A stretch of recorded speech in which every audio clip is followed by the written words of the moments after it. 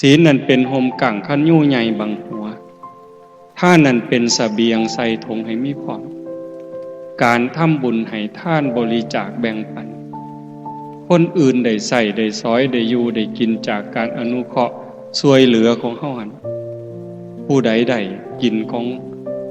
เพิ่นคือเฮาได้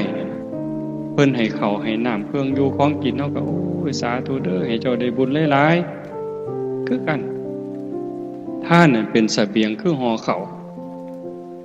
ห่อน้ำแม่สิย่างเดินกวงๆทางเบิ่งว่างกวงไกลเกิดมาศาสตร์ใหม่มันรวย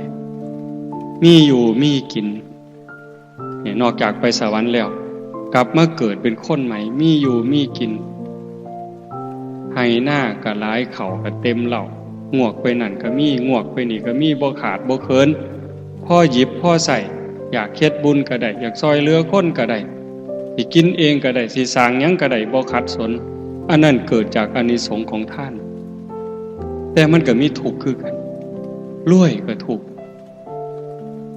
มีเงินหลายก็ทุกข์เคยมีนิทานไหม